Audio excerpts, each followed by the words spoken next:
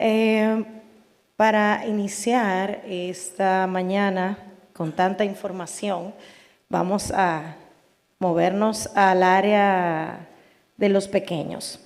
Hemos traído el día de hoy un caso muy interesante, que es el cierre percutáneo de un pseudoaneurisma aórtico en un adolescente que se le realizó la cirugía, el procedimiento de Bentall.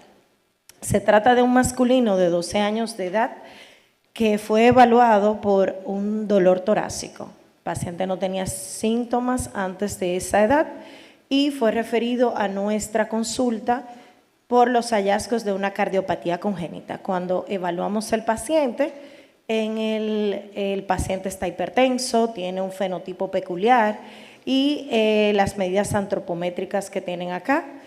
El ecocardiograma que realizamos llama la atención porque tiene una válvula aórtica que es funcionalmente bicúspide con insuficiencia severa y una dilatación aneurismática de la raíz y de la aorta ascendente.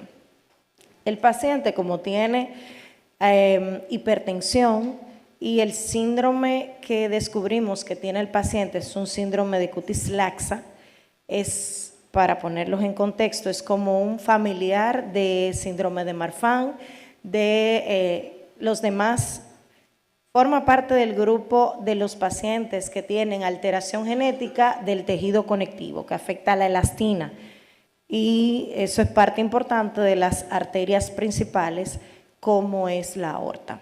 Bien, entonces, basándonos en esta información, cuando vimos el ecocardiograma, pues realizamos una angiotomografía para cortarle la historia. Y la angiotomografía nos muestra esta interesante imagen donde tenemos todo esto, no sé si se ve el puntero, pero no tengo que enseñárselo mucho, todo el mundo ve que es una raíz de aorta completamente aneurismática hasta el inicio de la aorta transversa. Y un arco aórtico que es también, el paciente tiene una aortopatía, que es muy frecuente en este tipo de pacientes. Cuando vemos una aorta ascendente con casi 8 milímetros de diámetro, con un Z mayor de 10 para las medidas del paciente, pues tenemos que hacer algo con el paciente. Se prepara el paciente para hacer el procedimiento que se eligió, pero el paciente presenta pericarditis, se tuvo que suspender el procedimiento en ese momento y se pospone hasta junio. 2 meses después, pues se decide, a pesar de las discusiones con relación a los pacientes con este síndrome, se realizó la operación, que es el procedimiento de Bentall, que todos ustedes lo conocen, que es el conducto valvulado que repone o sustituye la aorta ascendente y reimplante de las coronarias. Pues la cirugía fue un poco compleja porque por ser un niño con este problema en la aorta, se tuvo que hacer canulación femoral y encontraron muchas adherencias por el proceso inflamatorio que había pasado hacía 2 meses. Pero la urgencia de su proceso aórtico era muy relevante, por eso se decidió hacer la cirugía. Pues el paciente se egresó, a pesar de todo eso, estable, duró solamente 1 semana ingresado y 3 semanas después del procedimiento llega con un hematoma en el área inguinal. Justamente donde se hizo la canulación, hizo una afectación de esa femoral, que es lo usual, que donde quiera que se manipula las arterias que tienen esta afectación de tejido conectivo, puede suceder esto. Pues el paciente solo duró 3 días, se pudo solucionar el procedimiento en la femoral, se egresó y estuvo bien en su seguimiento. Más tarde, 4 meses, llega con dolor torácico a nuestro centro. El paciente se hace inmediatamente un electrocardiograma, que es lo primero que hacemos en los pacientes con dolor torácico, más que tienen este antecedente quirúrgico, y vemos que no hay ninguna alteración del ST. Y sí nos llama la atención cuando hacemos la radiografía, que tiene una imagen que llama demasiado, que es toda esta imagen que está en la parte anterior de la silueta cardíaca, que ocupa casi todo el mediastino. Inmediatamente procedemos a hacer un ecocardiograma y lo que vemos en el ecocardiograma, bueno, esta es una imagen solamente, pero la válvula estaba funcionando bien, todo intracardíaco estaba funcionando adecuadamente. Esta imagen que vemos hiperecoica que arropa toda la parte anterior, o sea, la aurícula derecha, es lo que suponíamos era un hematoma, pero el paciente solamente tenía dolor torácico, el flujo coronario es bien, todo el otro bien. Procedemos a hacer una angiotomografía, ya que lo que debemos evaluar es extracardíaco. En la angiotomografía se describe lo que vemos acá, que es esta colección parcialmente trombosada, y esta porción que se ve en el principio, que comunica la unión del conducto valvulado desde la aorta nativa. En esta sutura entre el conducto y la aorta nativa se produjo un pseudoaneurisma que permitía sangre desde este defecto hacia esta parte sacular que tomó toda esta sangre. Todo esto el paciente está hemodinámicamente estable y con niveles de hemoglobina igual como se egresó.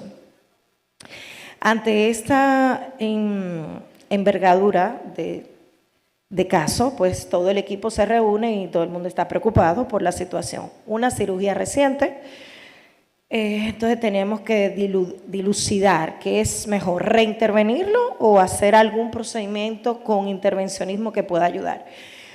Un paciente con las características ya descritas de cómo fue la intervención por la parte del mediastino, reintervenirlo con todas las adherencias y un procedimiento cercano, más el sangrado masivo que se podía validar cuando se hiciera la reoperación, se optó por un procedimiento que tuviera menor riesgo de complicaciones respiratorias, de sangrado, infecciones, y tuviera una recuperación más rápida, y que en caso de que no funcionara pudiera tener la opción quirúrgica.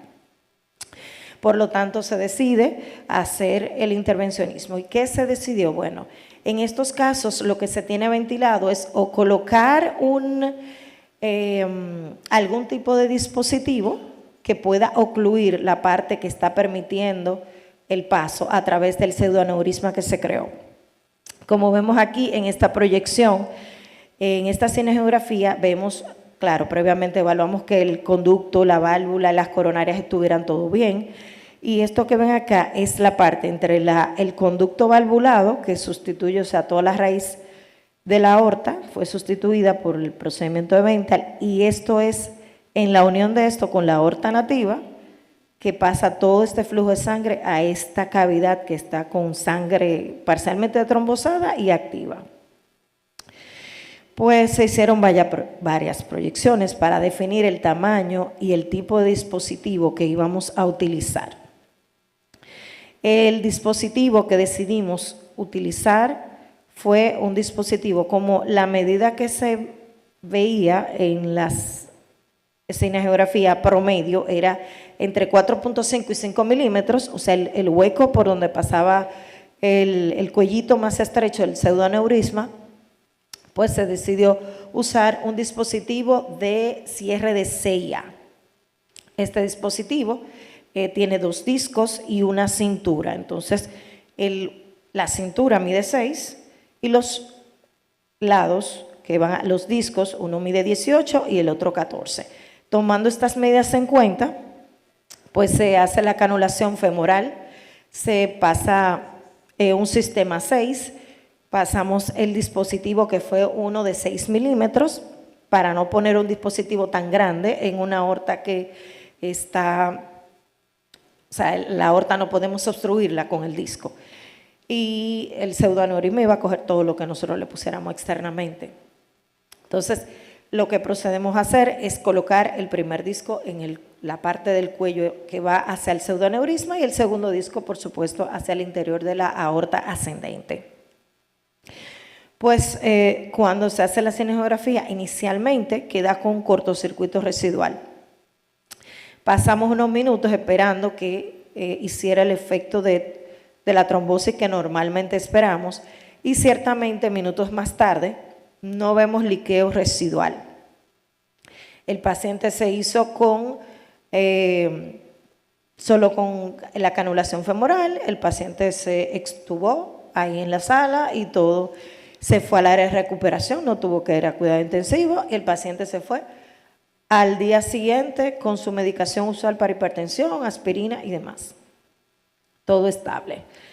O sea, motivamos este caso, compartirlo con ustedes, porque es una enfermedad súper rara. El síndrome de cutis laxa es menos de 1 por millón de pacientes, pero tiene lesiones cardiovasculares importantes, que lo pueden ver no solo en los niños, también en los adultos pueden presentarse. Es mucho más frecuente en adultos.